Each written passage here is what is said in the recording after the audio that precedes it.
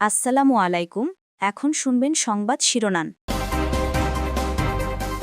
গঠনতন্ত্র অনুযায়ী বিএনপির চেয়ারম্যান হলেন তারেক রহমান। স্থায়ী কমিটির বৈঠকের সিদ্ধান্ত, ইসির অনুরোধে স্থগিত করা হলো উত্তরাঞ্চল সফর।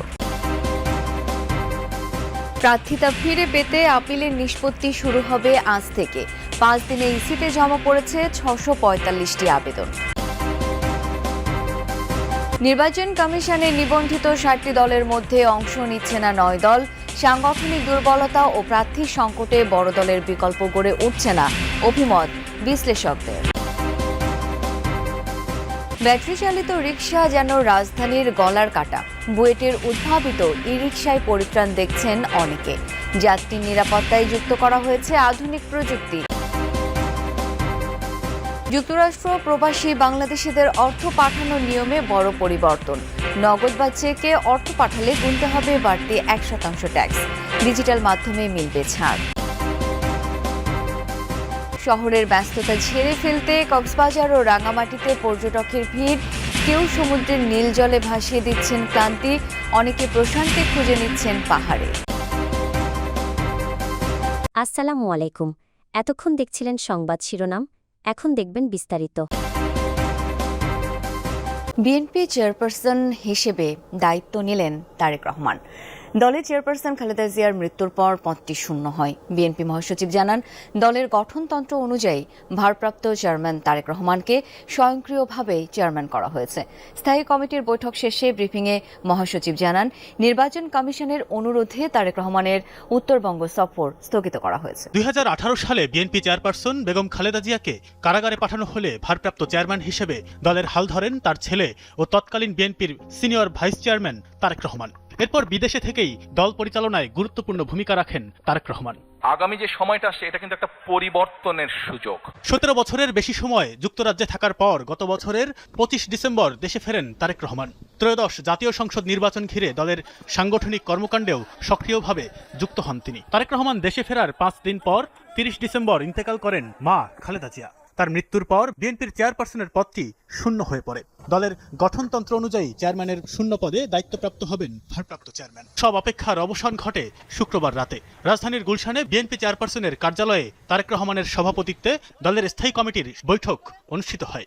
সেখানে সর্বসম্মতিক্রমে বিএনপির চেয়ারম্যানের দায়িত্ব দেওয়া হয় তারেক রহমানকে। গঠনতন্ত্র অনুযায়ী দলের ভারপ্রাপ্ত চেয়ারম্যান জনাব তারেক রহমান চেয়ারম্যানের দায়িত্ব গ্রহণ করায় সন্তোষ প্রকাশ করেছে এবং চেয়ারম্যান দল পরিচালনার ক্ষেত্রে যেন সফল হতে পারেন সেই জন্য সবাই দোয়া করেছে। ইসিতে 5 দিন ব্যাপী কার্যক্রম শেষে মোট আপিলের সংখ্যা দাঁড়িয়েছে 645। শুক্রবার শেষ দিনে ছিল প্রার্থীদের আপিলের হিড়িক। কুমিল্লা অঞ্চলে মনোনয়নপত্র গ্রহণের বিরুদ্ধে একাধিক আপিল জমা পড়েছে। এদিন আব্দুল আওয়াল মিন্টু ও হাসনাত আব্দুল্লাহর প্রার্থিতা বাতিল চেয়ে আপিল হয়েছে। প্রার্থীদের অনেকে অবাধ ও সুষ্ঠু নির্বাচন আয়োজনে ইসির সদিচ্ছা নিয়েও প্রশ্ন তুলেছেন। আপত্তি আছে মনোনয়নপত্র বৈধ ঘোষিত হওয়ার বিদ্যমান কয়েকটি বিধান নিয়েও। আজ থেকে শুরু হচ্ছে আপিল নিষ্পত্তি কার্যক্রম। রিটার্নিং অফিসারের সিদ্ধান্তের বিরুদ্ধে সংক্ষুব্ধ ব্যক্তিদের নির্বাচন কমিশনে আপিলের শেষ দিনটি ছিল সকাল থেকেই কর্মব্যস্ততায় ভরা। আবেদনকারীদের আনাগোনা ছিল চোখে পড়ার মতো। 10টি অঞ্চলভিত্তিক বুথে প্রার্থিতা ফিরে পেতে আবেদনকারীদের মাঝে দেখা যায় মিশ্র প্রতিক্রিয়া। ছোটখাটো ইসলামী দলগুলোর প্রতি আমি দেখলাম যে জেলা রিটার্নিং কর্মকর্তাগুলোর যারা আছেন তাদের প্রতি কোনো দৃষ্টি নাই। রিটার্নিং অফিসার থেকে শুরু করে সবাই আমাদের সাথে পক্ষপাতিত্ব করছে। ভুল সংশোধনের সুযোগ থাকায় সন্তুষ্ট অনেকে, তবে অধিকাংশ আবেদনকারী হয়রানির অভিযোগ করেন। ওই বড় লোকদের সুবিধা আর গরিব মানুষের বা সাধারণ লোকের পক্ষে পক্ষপাতিত্ব করা। স্বতন্ত্র প্রার্থীদের 1% ভোটারের সমর্থনের বিধান নিয়েও ক্ষুব্ধ কেউ কেউ। প্রার্থিতা বাতিলে আপিল করেন অনেক আবেদনকারী।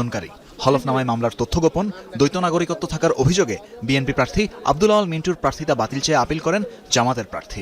পাল্টাপাল্টি প্রার্থিতা বাতিলের আপিল করেছেন এনসিপির হাসনাত আব্দুল্লাহ ও বিএনপির মঞ্জুরুল হাসান মুন্সি। বিকেলে নির্বাচন কমিশনের সিনিয়র সচিব আখতার আহমেদের সাথে দেখা করতে আসেন ভারপ্রাপ্ত অ্যাটর্নি জেনারেল। আজও অনেক প্রার্থী ছিলেন যারা মনোনয়নপত্র জমা দিতে পারেননি, তারাও আসেন ইসিতে।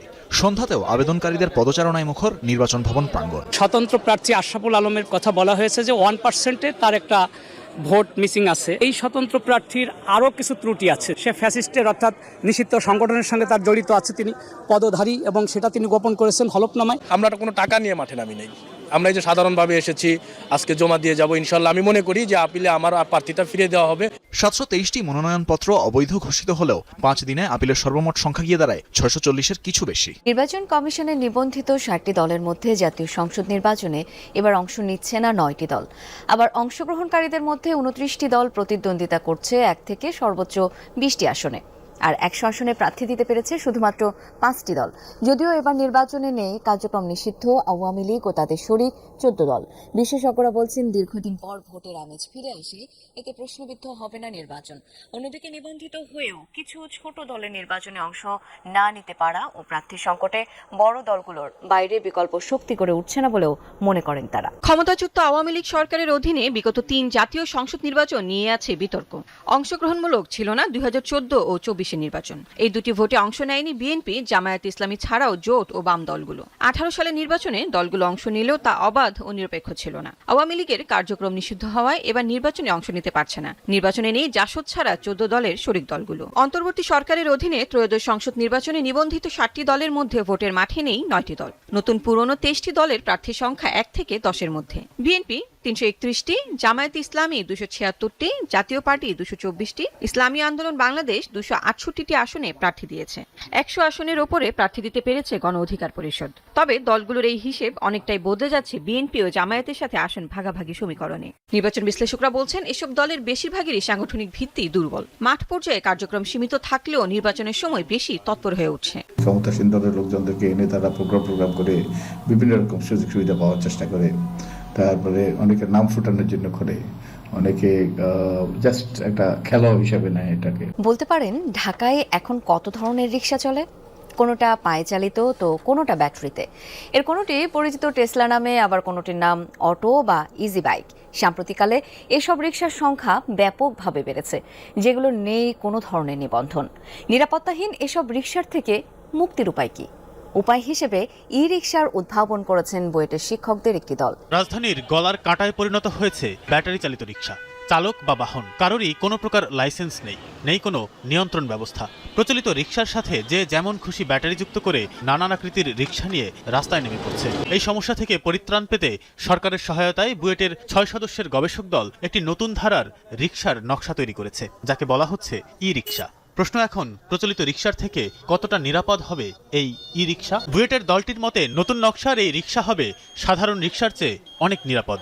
গবেষক দলের নেতৃত্বদানকারী বুয়েটের যন্ত্রকৌশল বিভাগের অধ্যাপক মোহাম্মদ এহসান জানালেন, নতুন রিকশায় সর্বোচ্চ গতি ওঠানো যাবে ঘন্টায় 30 কিলোমিটার। পায়ে চালিত রিকশা ঢাকায় ঘন্টায় 10 থেকে 12 কিলোমিটার গতিতে চলতে পারে, তবে তাতে মোটর লাগিয়ে 30 কিলোমিটার গতি ওঠানো হচ্ছে, যা অত্যন্ত ঝুঁকিপূর্ণ। নতুন নকশায় 3টি চাকায় হাইড্রোলিক ব্রেক ও বিকল্প পার্কিং ব্রেক সংযোজন করার কারণে তা নিরাপদ বলে জানান এই অধ্যাপক। একটা লার্জ সংখ্যক রিকশা হচ্ছে গিয়ে প্যাডেল চালিত রিকশার মধ্যে ব্যাটারি ফিট করা, মোটর ফিট করা। একদম ক্লিয়ারলি আমরা বলতে চাই এটাকে আমরা সেফ ভেহিকেল মনে করি না। সুতরাং এটার কোনো ট্রান্সফরমেশন এই স্পিডে, আমি যদি বলি যে আসলে 30 কিলোমিটার বেগেই চলতে চাই, তাহলে এটা সম্ভব না। আর আমরা ইজি বাইক যেটা ছিল সেটাকেই বরং আমরা মডার্নাইজেশন করেছিলাম, যাতে ওইটা একটু সেফার হয়, আর একটু মোর এফিশিয়েন্ট হতে পারে, ব্রেকিং সিস্টেমটা আরও সেফার এবং এফেক্টিভ হতে পারে, সেগুলো আমরা করেছিলাম।